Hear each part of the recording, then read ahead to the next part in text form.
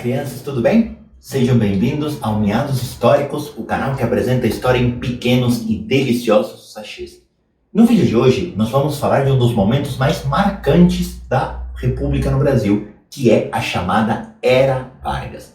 15 anos de Getúlio Vargas como presidente do Brasil. Bora lá ver?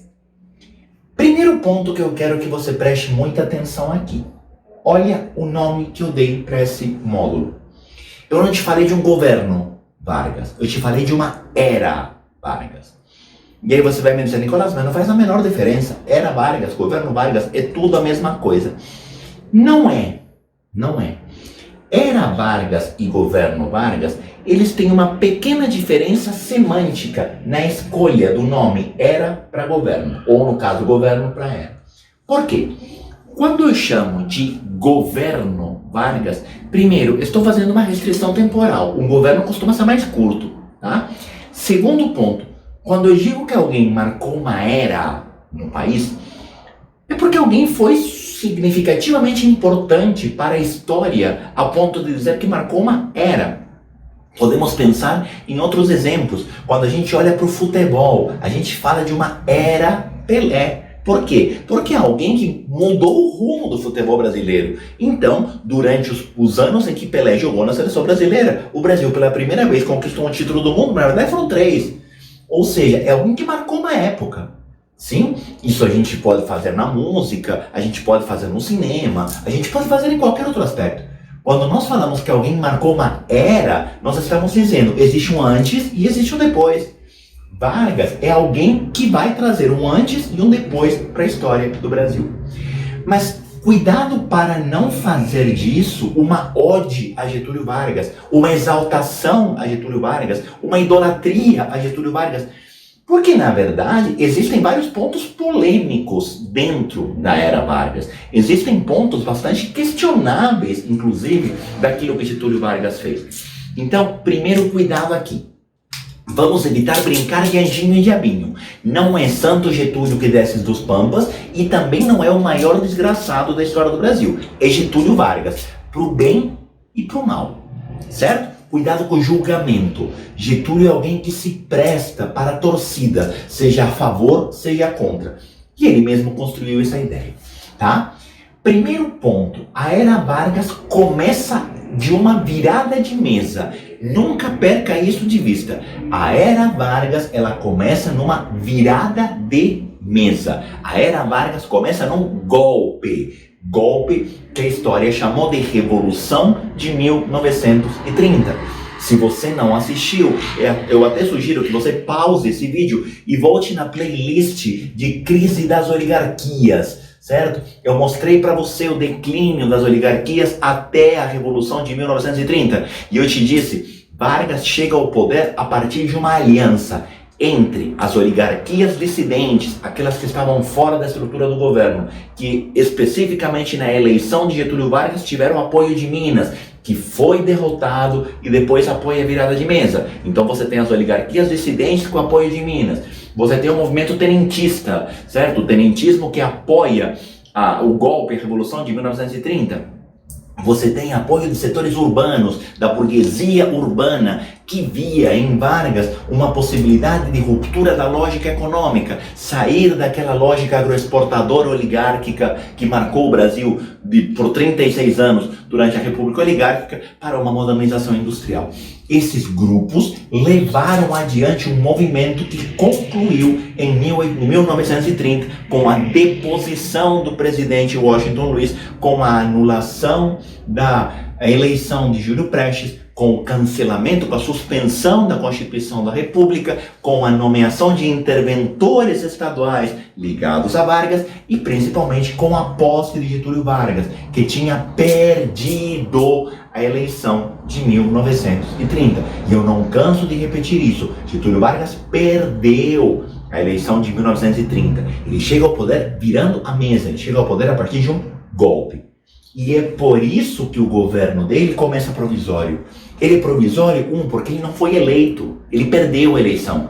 2, porque não existe uma constituição que lhe suporte esse governo. É um governo fora da lei, é um governo ilegal. Ai, professor, eu posso chamar de ditadura? Até pode chamar de ditadura. Mas eu acho que tem coisas mais interessantes do que você ficar brigando se é ou não uma ditadura esse governo provisório. A gente vai ter tempo de falar de ditadura Vargas lá no Estado Novo. Por enquanto, entenda que é um governo que nasce à margem da lei, certo? E é por isso que o governo Vargas, ele parte de uma preocupação fundamental. É um governo que vai precisar de legitimação.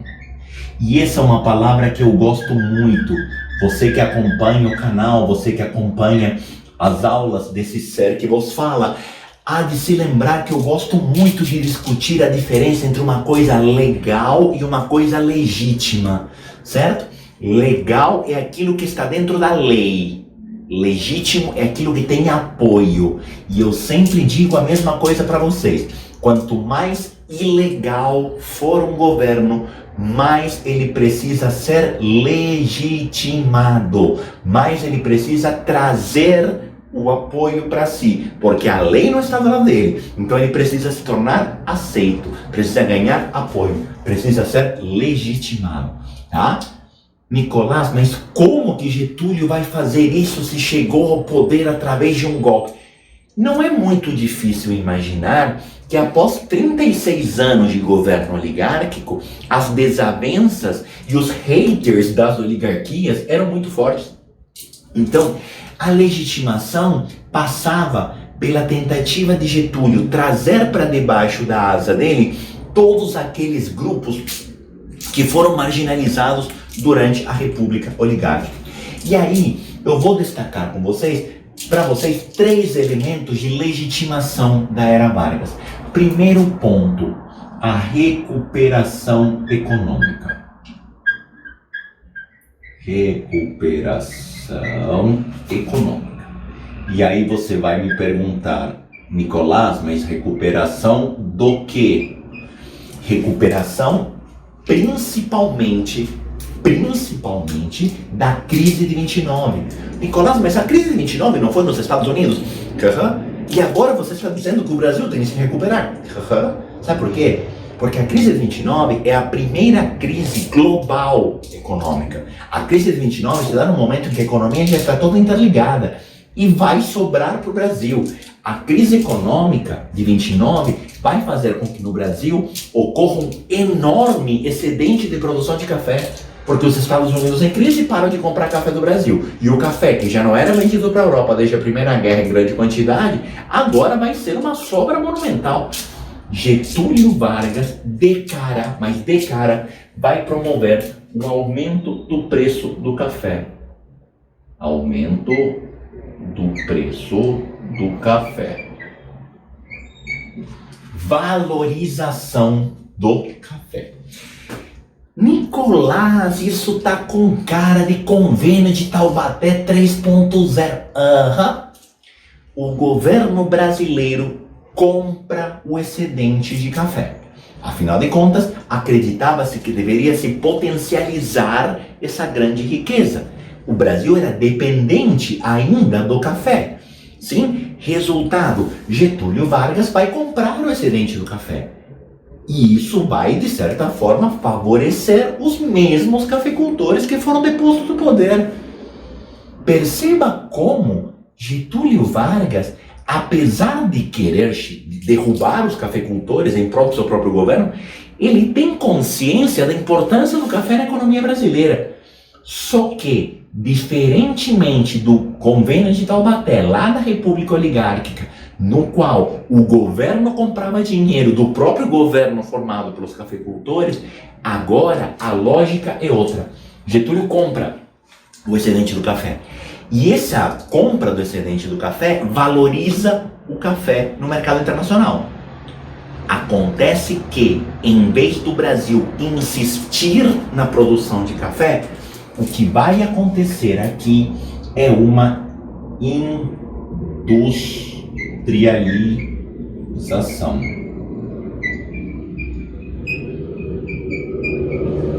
O Brasil vai passar por um processo de industrialização o mais rápido possível. E aí você vai me dizer, Nicolás, isso aqui vai dar problema igual ao encilhamento. Não vai. Sabe por quê? Porque o processo de industrialização aqui partia para a ideia de bens de consumo. Você pode encontrar isso como industrialização por substituição de importações. O governo começa a estimular a produção de bens de consumo que antigamente eram importados. Por que bens de consumo? Porque bens de consumo são consumidos. Ah, vai, Nicolás, não brinca com a minha cara. Bem de consumo é consumido. Se bem de consumo é consumido, bem de consumo é produzido. E a ideia era gerar uma roda que girasse para frente na economia. Quer ver? Você produz bem de consumo, bolsa, sapato, coisa do dia a dia, tá? Isso vai gerar produção.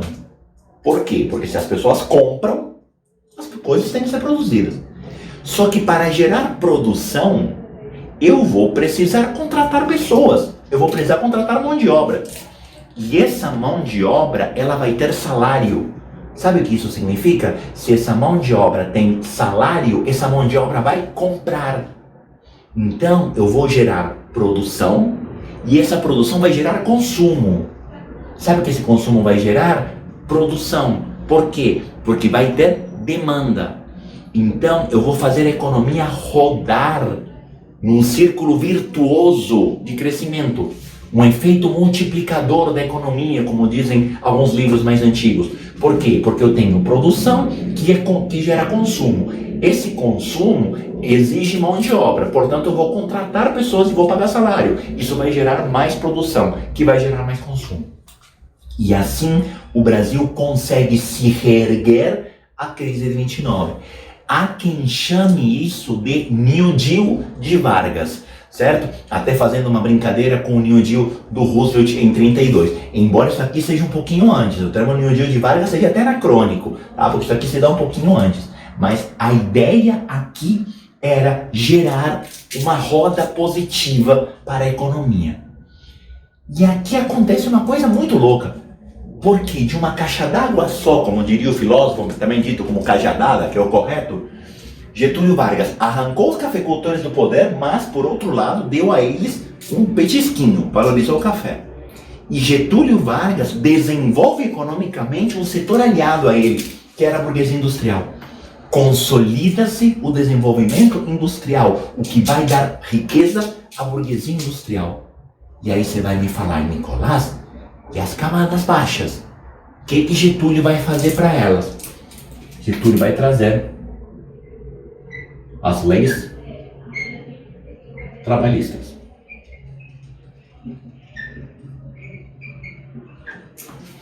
É nesse momento que são incorporadas as leis trabalhistas, que são criadas as primeiras leis trabalhistas.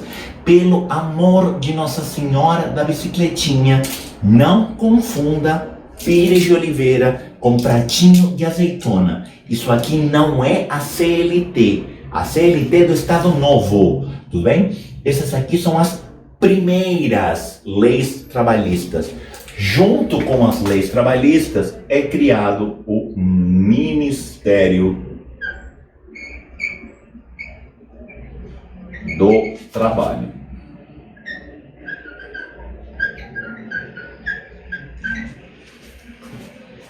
E aqui, você que é uma pessoa razoavelmente esperta e perspicaz, vai perceber que Getúlio Vargas começou a costurar diferentes grupos.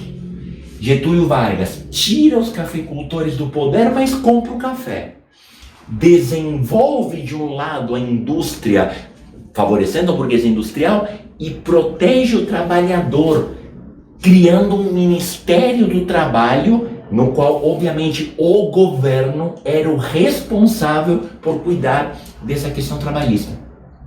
Perceba como está se consolidando a ideia de um governo mediador de conflitos. Perceba como está se consolidando a ideia de um presidente que se coloca no centro, que se coloca no meio das relações sociais e que vai promovendo um jogo de tomar lá da cá que consolida o próprio poder. E aqui aparece o conceito mais importante do governo provisório. Quando a gente fala de legitimação do governo provisório, eu preciso que você guarde essa palavra. O governo Vargas vai ser marcado por praticar de uma forma brilhante o populismo. Cuidado com o conceito de populismo. Populismo não é popular. Populismo tem a ver com um governo mediador de conflitos. Eu até vou escrever isso. Sempre que a gente fala de populismo, nós estamos falando de um Estado que se coloca na posição de mediador de conflitos. Ou seja, um governo que se coloca no meio das disputas, de tal forma que não aconteça a luta direta entre os diferentes grupos. O governo se coloca na posição de intermediário para impedir o choque do patrão com o operário, para impedir o choque da burguesia industrial com a burguesia rural, para impedir o choque dos diferentes setores. Tudo passa pelo governo, que assume também um caráter, e isso é muito importante, assume também um caráter de provedor. O governo dá, mas o governo dá quando o governo acha que é necessário. Alguns autores, em vez de chamar de provedor, chamam de paternalismo. Se você já teve alguma vez alguma discussão com seu pai, na qual você insistia em que você merecia determinada coisa, você já deve ter ouvido da parte do seu pai: eu sei o que é melhor para você. Eu sei quando é o momento de te dar isso. É essa a postura do governo populista. É a postura de paternalismo, que vai estar associado à ideia de liderança carismática. O líder populista, ele é carismático. O líder populista, ele tem uma capacidade absurda de fala, certo? E vai usar essa capacidade de fala em prol do seu poder. E aí vai aparecer a ideia da liderança paternalista. Eu sei quando é melhor para você. Eu sei o que você merece. Eu sei o que você precisa. E não adianta me pedir, porque eu sou o pai e eu sei quando é melhor para você. Sim, o governo assume essa função. Mas cuidado, porque o nome engana.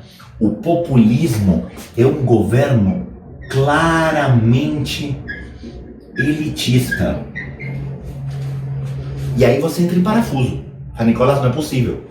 Como assim o governo populista é elitista se favorece as classes trabalhadoras? Como assim o governo populista é elitista e cria leis trabalhistas? Porque o governo populista, ele governa para a elite. Mas para poder se colocar na condição de mediador, ele vai fazer concessões às camadas baixas. Concessões às camadas baixas.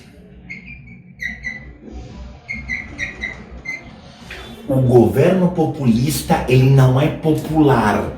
O governo populista, ele não governa para as camadas baixas. O governo populista governa para a elite. Os populismos, que não eram um fenômeno exclusivo do Brasil, era um fenômeno da América Latina no século XX, governam para as elites. Estão ligados aos diferentes grupos industriais, aos diferentes grupos de elite, principalmente as elites urbanas, as elites industriais.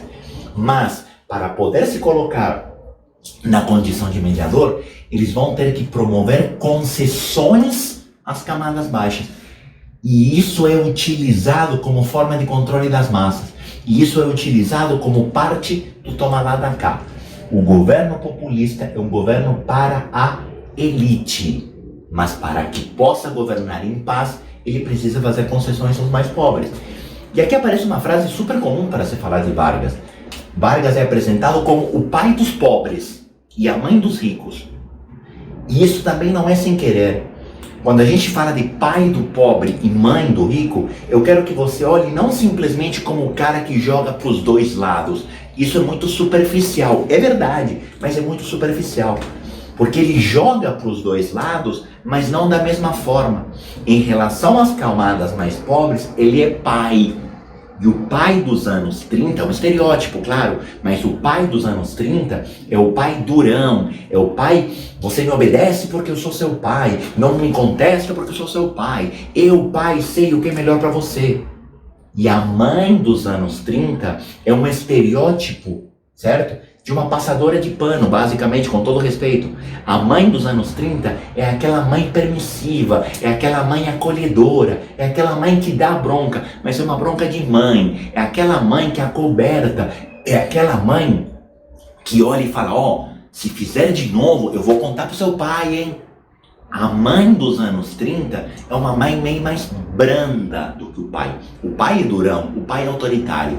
Vargas é o pai do pobre e a mãe do rico. Ó, é isso que vai configurar um governo populista. Certo? Isso significa que Vargas teve vida boa? Não, isso não significa que o governo de Vargas foi tranquilo. Não, isso não significa que o governo provisório foi tranquilo. Mas Getúlio criou condições de se legitimar dentro de um governo completamente legal, dentro de um governo que chegou ao poder, eu repito, através de uma virada de mesa. Getúlio chega ao poder através de uma virada de mesa.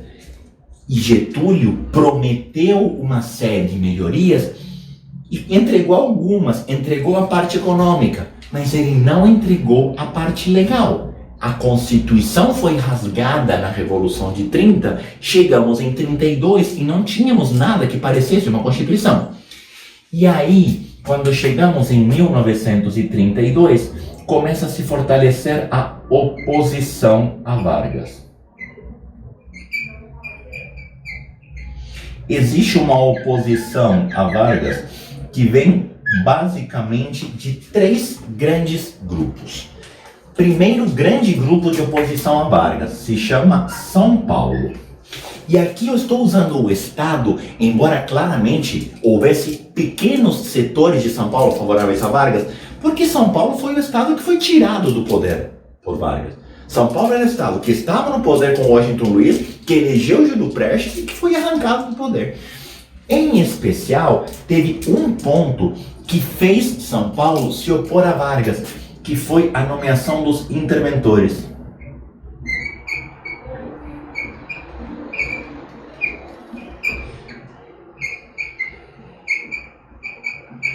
O interventor estadual que foi colocado em São Paulo, no lugar do governador deposto, desagradava as elites paulistas, o que não passa do óbvio. É claro que Getúlio tirou o governador que era ligado ao café com leite, que era ligado às oligarquias, e colocou alguém da sua mais absoluta confiança, que não era alguém das oligarquias, certo? Então, essa nomeação desagradava a elite paulista. Havia também uma série de setores militares que eram contra Vargas.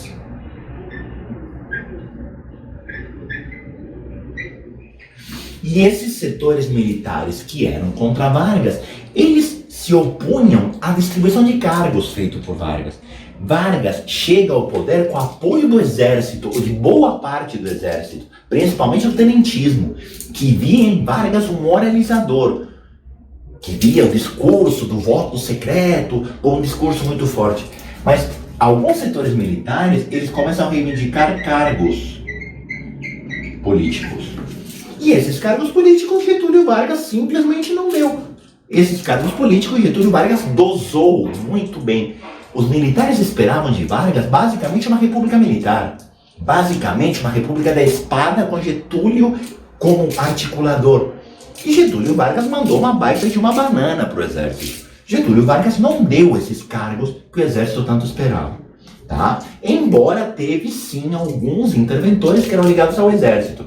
Tanto que, se você reparar, eu não escrevi exército, eu escrevi setores militares. Exército, um grupo muito amplo, tá? E havia também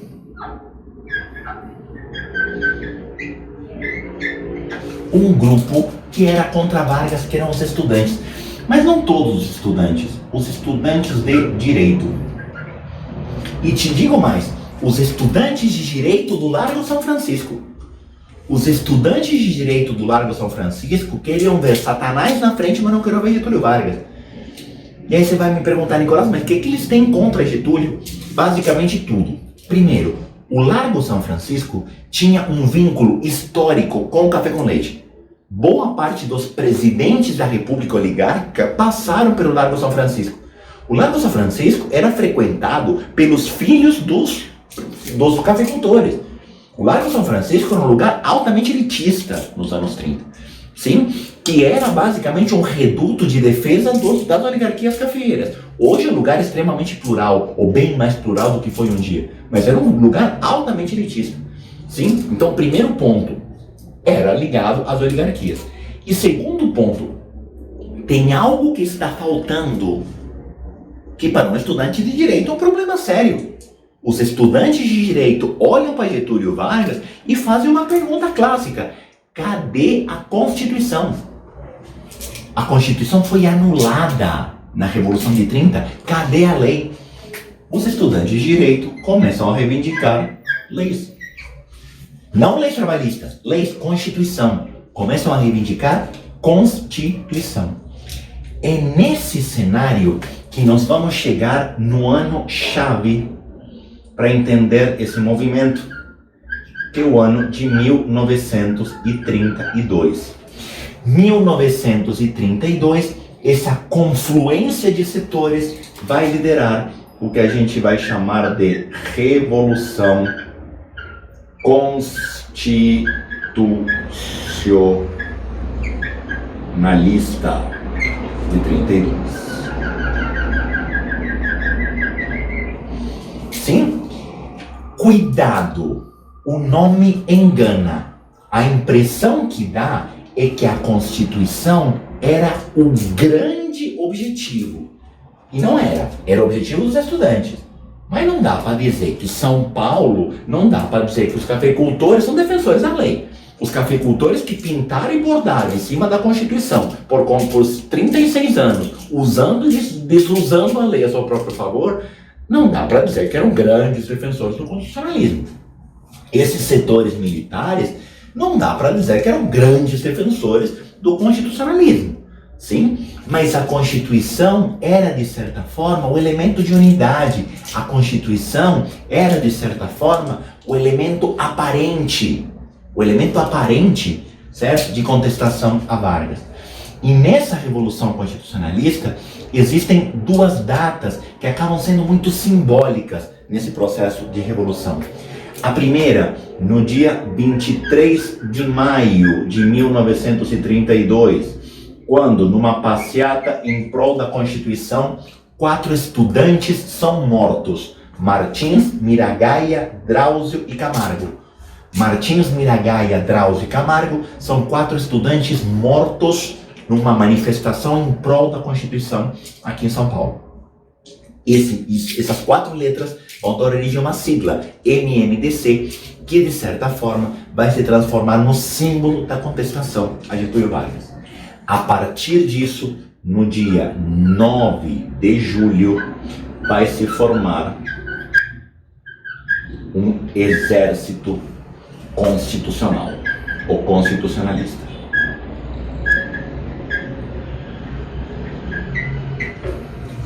O exército constitucionalista se forma no dia 9 de julho, que, a partir desse momento, é considerado o início de uma guerra civil. A Revolução Constitucionalista se transforma numa guerra de São Paulo contra Vargas. E é muito interessante isso. Você já viu comemorar que você perdeu? Se você lembrar o calendário de feriados estaduais, o dia 9 de julho é feriado aqui em São Paulo. O dia 9 de julho é feriado da Revolução Constitucionalista 32, que foi derrotada. Militarmente, esse movimento vai sofrer uma derrota militar. Derrota militar. Se o exército brasileiro era ruim, imagina o exército paulista. Se o exército brasileiro era fraco, imagina o exército só de São Paulo. O isolamento político de São Paulo era gigantesco. A Revolução de 32 não tinha a menor condição militar de ir para frente. E o movimento foi tranquilamente derrotado pelas tropas federais. As tropas de Vargas não tiveram grande dificuldade, derrotaram com certa facilidade.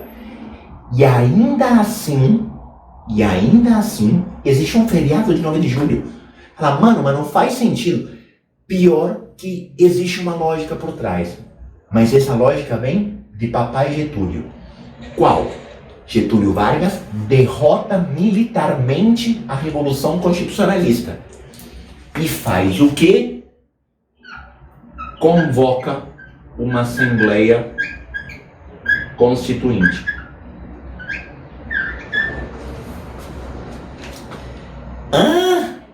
Exatamente o que eu acabei de te falar. Getúlio Vargas derrota a Revolução Constitucionalista e convoca uma Assembleia Constituinte. E aí você vai me dizer, Nicolás, pirou na batatinha, né? Como assim?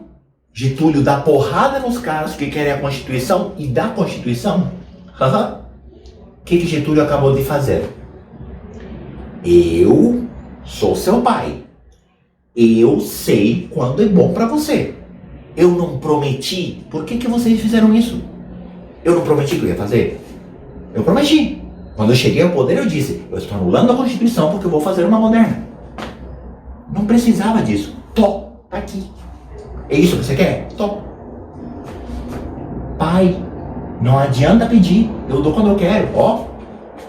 Eu dou quando eu acho que você merece. Eu dou quando eu acho que é bom pra você, não quando você me pede. Eu sou o pai. Quem manda aqui sou eu. Isso é Getúlio Vargas. Você percebe o jogo? E é muito interessante, então, que em 1934,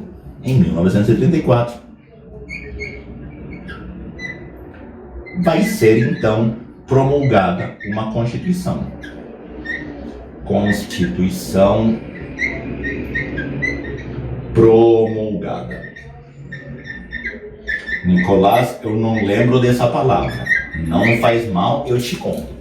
Constituição promulgada é toda Constituição que não foi outorgada. Nossa, Nicolás, ajudou pra caramba. Tá bom. Constituição promulgada é aquela que foi votada e aprovada por uma Assembleia Constituinte. Certo? Se convocou uma Assembleia, a Assembleia votou, a Assembleia aprovou e a Assembleia colocou em funcionamento uma Constituição. Ela foi promulgada. Certo? Essa Assembleia promulga uma Constituição que vai vigorar por 3 anos no Brasil e que vai trazer alguns elementos que eu quero que você guarde. E eu vou destacar aqui 3 coisas. Eu não vou ficar repetindo coisas iguais em relação à Constituição anterior. Eu só vou marcar aqui 3 elementos. Um que se manteve, que foi a ideia de república federativa.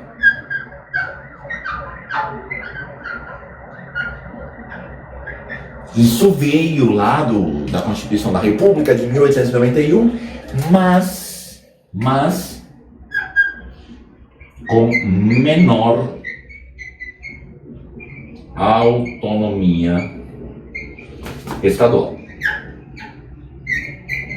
Então, havia um federalismo na teoria, havia um federalismo no papel, porém, a autonomia estadual era bem mais limitada do que tinha sido até esse momento. Mas as grandes novidades dessa Constituição estão aqui. Incorporam-se as leis trabalhistas. Essas leis trabalhistas vão fazer parte da Constituição. E aqui vem um ponto que eu gosto de destacar, porque existe uma ode a Getúlio Vargas, pai do trabalhador. Porque meu Getúlio criou as leis trabalhistas, porque Getúlio criou o salário mínimo, porque Getúlio regulamentou a jornada de trabalho, porque Getúlio... Se você reparar, as leis trabalhistas eram basicamente salário mínimo, jornada de trabalho de 8 horas, descanso semanal remunerado, férias anuais remuneradas e equiparação salarial para homens e mulheres que exercessem a mesma atividade pela mesma jornada. E é muito louco isso, porque são exatamente as mesmas reivindicações da greve de 17, que são as mesmas reivindicações da primeira Revolução Industrial do século XVIII. Ou seja, Getúlio Vargas dá ao trabalhador, dá no sentido de que foi uma concessão do governo no discurso oficial, aquilo que os trabalhadores pediam há 150 anos na Inglaterra, e no Brasil havia 15, certo? Só que Getúlio dá de tal forma que ele fica como o grande preocupado com os trabalhadores, o grande defensor dos trabalhadores. E ele só deu óbvio. É óbvio, em terra de saci, qualquer chutinho é voadora. É claro, nunca ninguém deu lei trabalhista nenhuma, então Getúlio vai sair como pai do trabalhador. Mas cuidado para não supervalorizar, porque Getúlio não deu nada além do óbvio.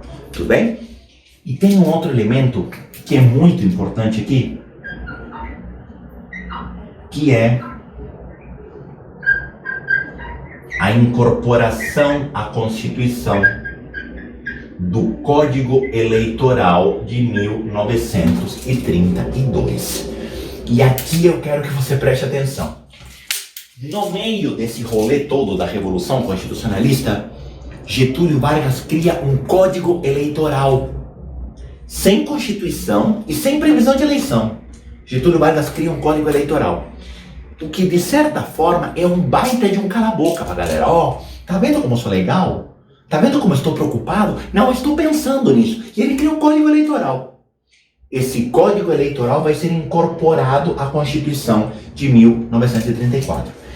E esse Código Eleitoral, ele vai mudar a questão do voto. E aqui que eu quero escrever com muito cuidado a questão do voto. Primeira grande novidade do Código Eleitoral de 1932. O voto secreto.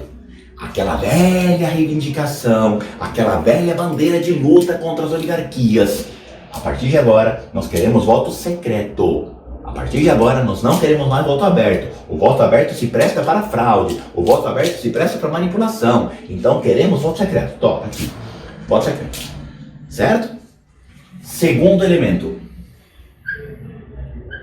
O voto seria direto.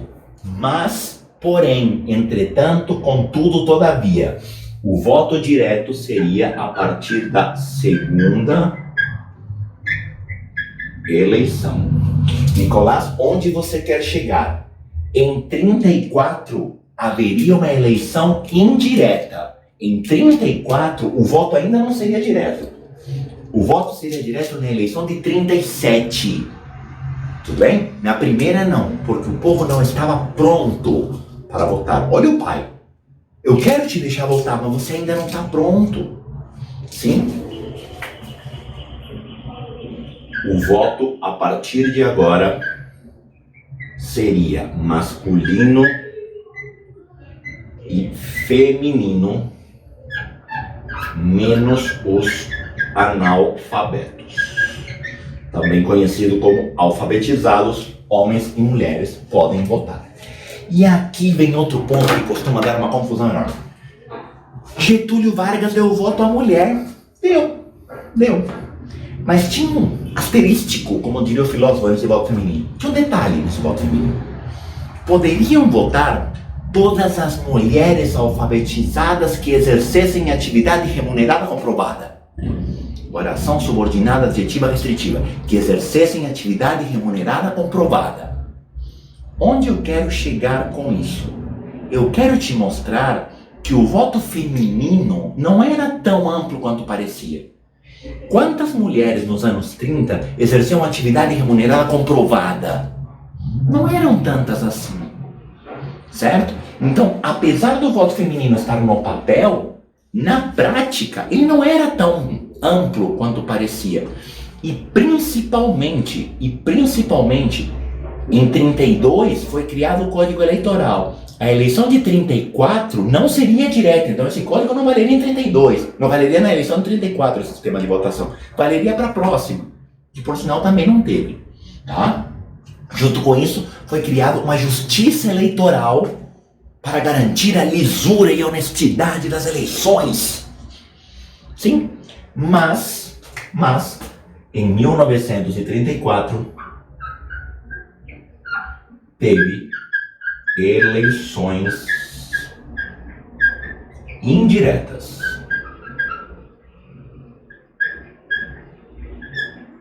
Nicolás, por que você está me dizendo isso? Porque Getúlio Vargas articulou para que nessa eleição não houvesse nenhum concorrente de peso. E Getúlio Vargas foi eleito presidente da República de forma indireta em 1934. Eleito em 34, com uma Constituição, o governo provisório acabou e Getúlio vai entrar numa outra fase chamada governo constitucional, mas isso é um assunto para o próximo vídeo. Beleza? Tchau, tchau, obrigado. Até o próximo vídeo.